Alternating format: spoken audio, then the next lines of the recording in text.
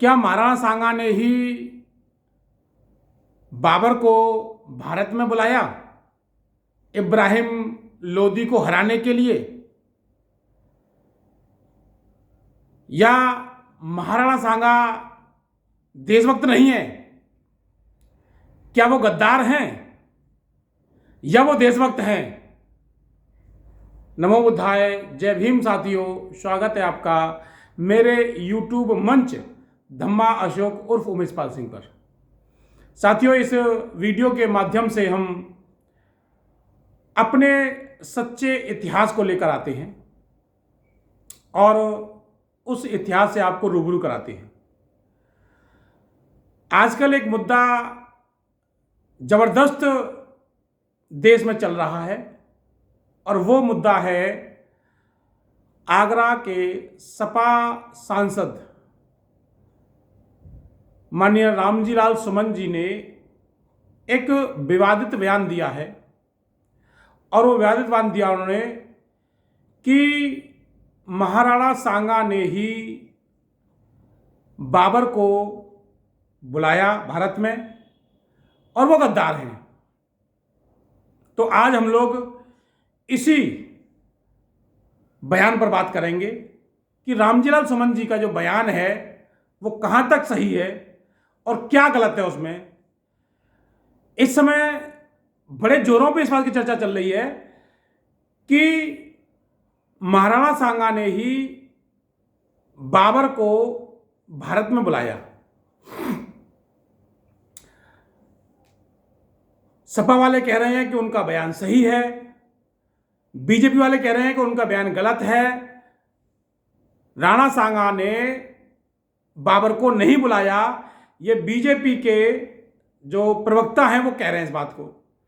और वो इस बात को भी सिद्ध कर रहे हैं कि बाबर से जो खानवा का युद्ध हुआ था बाबर से महाराणा सांगा का, उससे पहले भी बाबर का उनका युद्ध हुआ है। तो अब हम बात करते हैं, पहली बात तो महाराणा सांगा ने बाबर को बुलाया कि नहीं बुलाया। तो साथियों, इसके बारे में मैं ये बताना चाहूँगा, हमारा अतीत एक चला आता है, उससे को भी मैंने सुना है, इतिहास को मैंने पढ़ा है। मैं खुद इतिहास का छात्र रहा हूँ, मैंने एमए किया हिस्ट्री से और मेडिवल मेरा पार्ट रहा है। और ये जो हिस्सा है ये मेडिवल के अंतर्गत ही आता है। जो राणा सांगा वाला जो और बाबर वाला जो पार्ट है वो मेडिवल में आता है। तीन भागों में भारत को डिवाइड किया है, प्राचीन भारत, मध्यकालीन भारत और आधुनिक भारत। तो मैंने मध्यकालीन भारत में ही एमए किया है, जो आपका 1206 से शुरू होता है और बहादुर शाह जफर तक जाता है। और थोड़ा सा पहले ले लें हम तो महमूद गजनवी यानी कि हर्षवर्धन के बाद से शुरू कर लो उस मध्यकालीन को, और बहादुर शाह जफर तक, अंग्रेजों के आगमन तक ये जो है चलता है मध्यकालीन भारत। तो बात करते हैं 1526 की। एक्चुअली इससे पहले 1526 से पहले 1519 में भी बाबर का युद्ध जो है, बाबर ने भारत में आक्रमण किया, लेकिन वो इब्राहिम लोदी से युद्ध नहीं किया था। वो जो युद्ध हुआ था वो पंजाब प्रांत में हुआ था उनका, पंजाब प्रांत को जीता था बाबर ने। लेकिन ये सही है कि बाबर को भारत में आमंत्रित किया था महाराणा सांगा, यानी कि उनका जो नाम था वो संग्राम सिंह था। जी हाँ, संग्राम सिंह। उनके बड़े भाई भी थे पृथ्वीराज। भाइयों में संघर्ष भी चला था जो है सत्ता के लिए, और ये सत्ता का पार्ट होता है। सम्राट अशोक का भी संघर्ष चला अपने भाइयों के साथ। एक हर्यक वंश रहा, वो पितृहंता वंश कहते हैं उसको। उन्होंने अपने पिताओं को मार के ही सिंहासन प्राप्त किया। तो ये जो है राज सत्ता प्राप्त करने के लिए इसमें मैं इसे बहुत बड़ा अनुचित कारण नहीं मानता उस समय के परिप्रेक्ष्य में देखा जाए तो अब बात ये स्पष्ट है कि दौलत खां ने और आपका महाराणा सांगा दोनों ने बाबर को भारत में आमंत्रित किया था इब्राहिम लोदी को हराने के लिए। लोदी वंश का शासक था इब्राहिम लोदी, उसको हराने के लिए जो है आमंत्रित किया था। अब बाबर की जो सेना थी वो छोटी सेना थी, लेकिन इब्राहिम लोदी की सेना बहुत विशाल थी।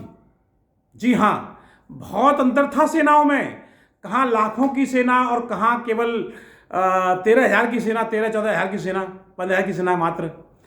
लेकिन उसमें बाबर ने पहली बार भारत में तोप का प्रयोग किया।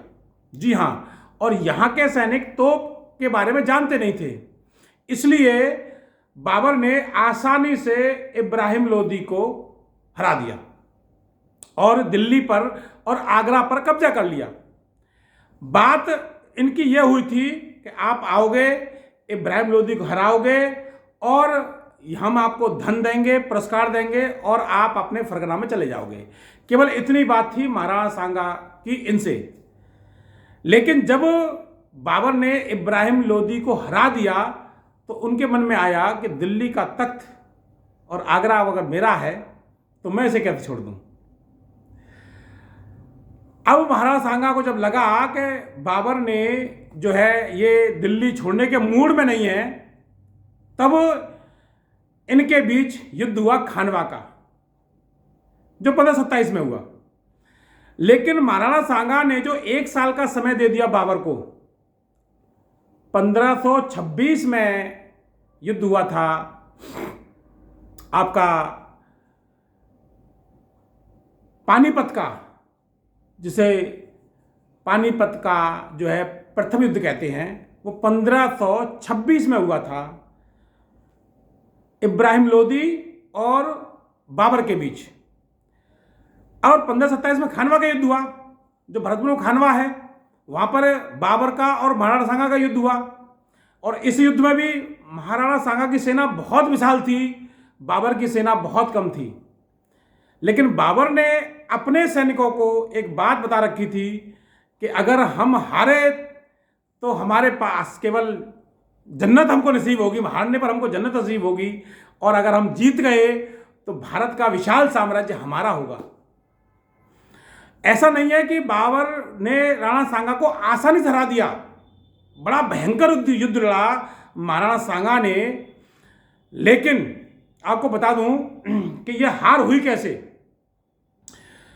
महाराणा जो बाबर था वो दूरदर्शी व्यक्ति था।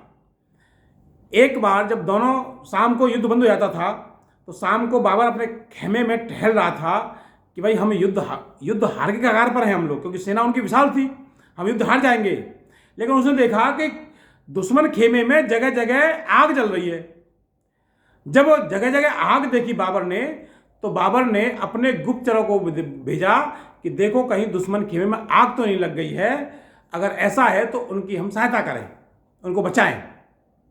सहृदय राजा के जो गुण होते हैं। तो जब उनके गुप्तचर गए तो गुप्तचर लौट के आए और गुप्तचरों ने यह बताया कि महाराज ये जो है आग नहीं लगी है, बल्कि वो सैनिक जो है अपना अलग अलग खाना बना रहे हैं। बोले भाई अलग अलग खाना क्यों बना रहे हैं ये लोग? बोले साहब वो जो सैनिक होते हैं वो एक दूसरे के हाथ का छुआ नहीं खाते, वो अपना अलग अलग भोजन बनाते हैं। बोले ऐसा है सैनिकों में कि एक दूसरे का छुआ नहीं खाते? तो फिर इन लोगों ने, अब ये लोग युद्ध कैसे कर रहे हैं एक साथ लड़के मिल के युद्ध कैसे कर रहे हैं ये लोग? ये बाबर के दिमाग में बात पंच करी कि ये लोग जो है युद्ध कैसे कर रहे हैं, इन्हें तो युद्ध नहीं करना चाहिए एक साथ मिलके, इतने मतलब जो मजबूती से युद्ध कर रहे हैं लोग हमसे।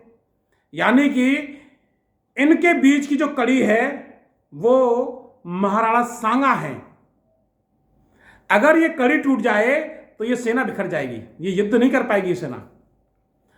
तो बाबर ने अगले दिन अपने, क्योंकि राणा सांगा जो थे वो हाथी पर युद्ध करते थे, हाथी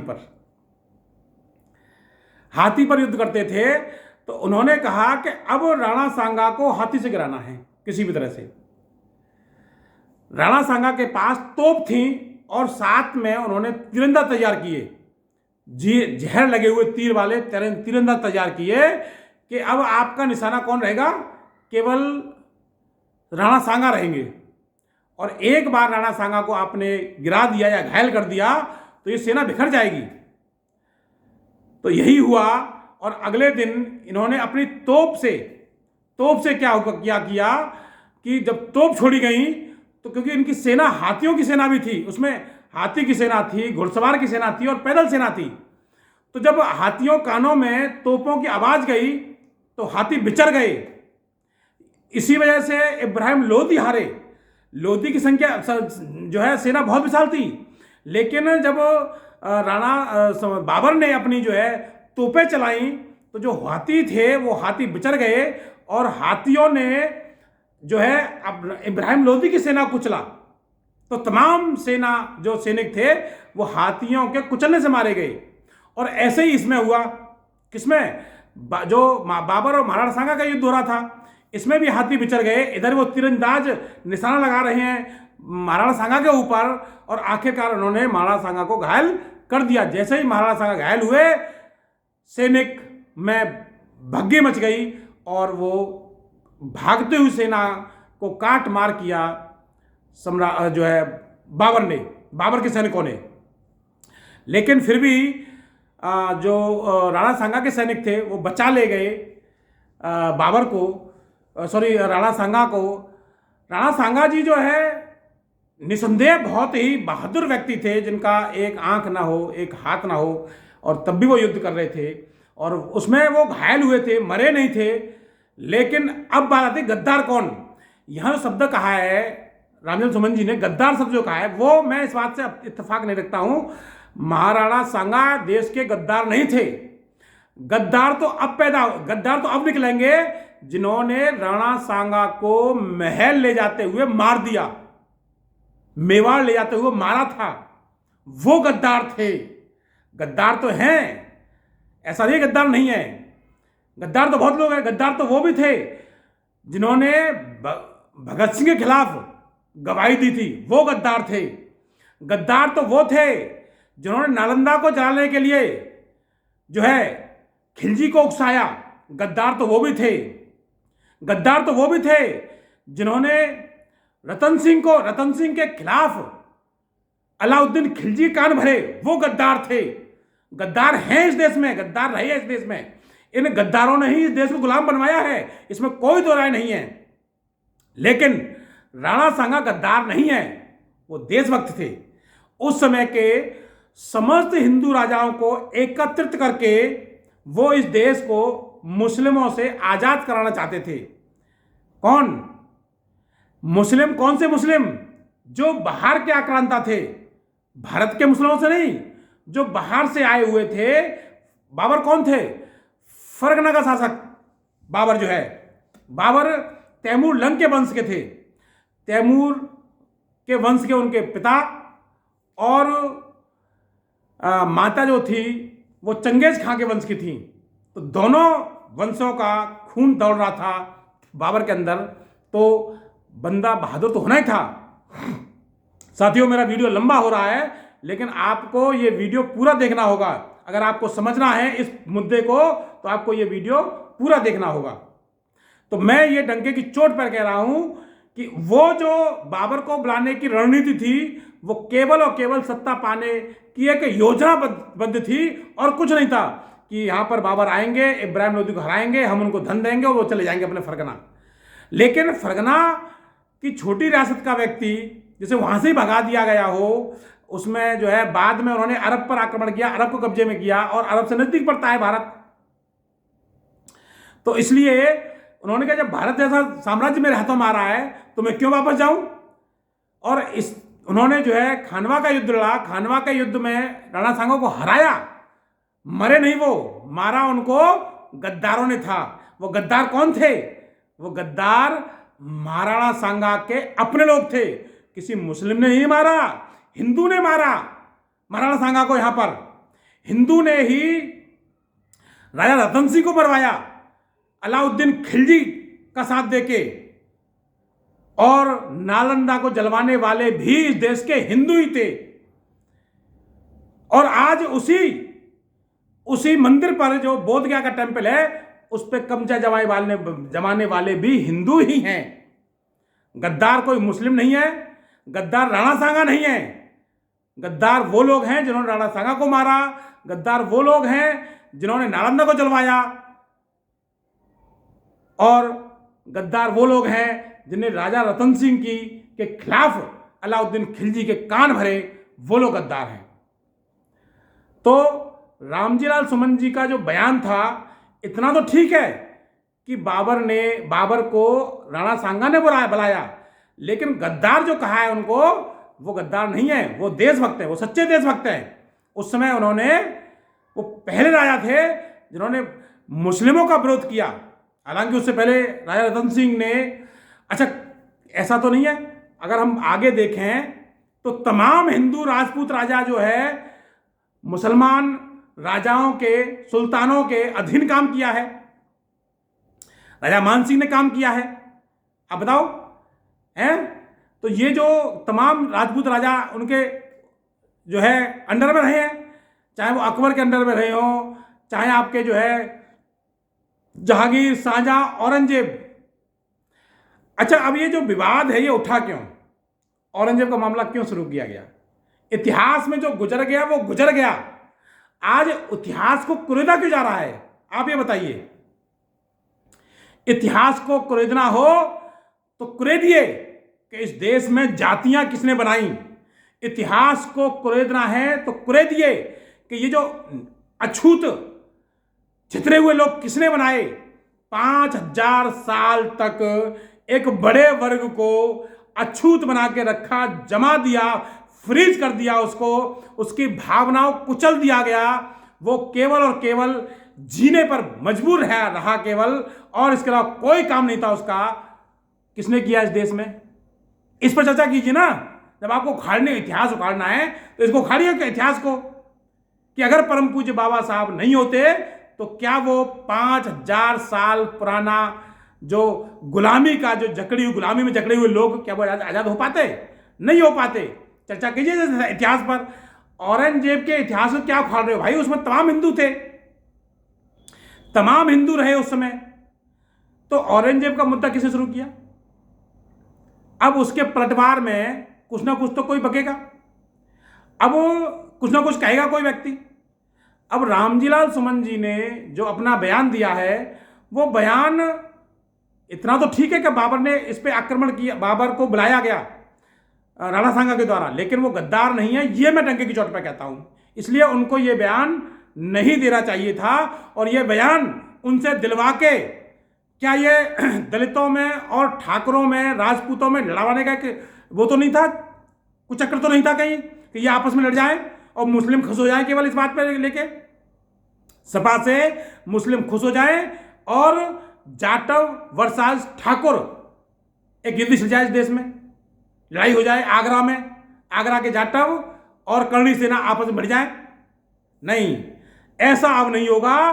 पनवारी कांड में ऐसा हुआ, कुमेर कांड में ऐसा हुआ, जाटों को जाटवों से लड़वा दिया गया। लेकिन अब इस भ्रम में मत रहिए कि जाटव लड़ेंगे। मैं रामजीलाल सुमन जी से भी कहूंगा कि आपने जो बयान दिया है वो गलत दिया है। इस बयान को अखिलेश यादव जी ने क्यों नहीं दिया? इस बयान को राम गोपाल यादव जी ने क्यों नहीं दिया? इस बयान को शिवपाल यादव जी ने क्यों नहीं दिया? उनको देना चाहिए ना बयान ये। अच्छा, फिर बयान दिया तो आप उनका पक्ष भी ले रहे हो। एक बार पक्ष लिया, दूसरा स्टैंड को वापस ले लिया अपने को। तो ये गलत है। ये गलत है कि आप ये कह रहे हो कि दलित सांसद के ऊपर हमला किया करणी सेना ने। आप क्यों नहीं कह रहे हो सपा सांसद के ऊपर हमला किया? आप क्यों नहीं आंदोलन कर रहे हो उनके साथ जाके? आंदोलन कीजिए ना आपको उनके पास जाके। अब आप क्यों नहीं आगरा में आंदोलन कर रहे हो? यादवों से कहिए आंदोलन करें इसमें करणी सेना के खिलाफ। लेकिन यादव आंदोलन नहीं करेंगे, जाटवों से आंदोलन करवाएंगे। क्यों? दलित सांसद इसलिए। जाटव आंदोलन नहीं करेंगे। क्यों करें भाई जाटव आंदोलन? आपकी पार्टी है, आपके सांसद हैं, आप करवाइए आंदोलन यादवों से। या फिर कर्नावाल जैसा करना चाह रहे हो वहां पर आगरा में कि जाटव और ठाकुरों में फिर लड़ाई हो जाए। इस देश के अब जो जाटव हैं वो बुद्धिजीवी वर्ग बन गया है, तथागत बुद्ध को मानने वाला बन गया है।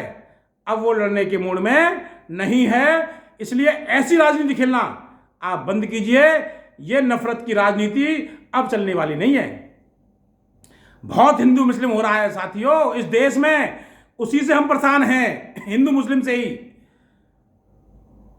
अब ये जो है जाटव ठाकुर मत करो, यादव और जाटव मत करो। क्यों कर रहे हो भाई?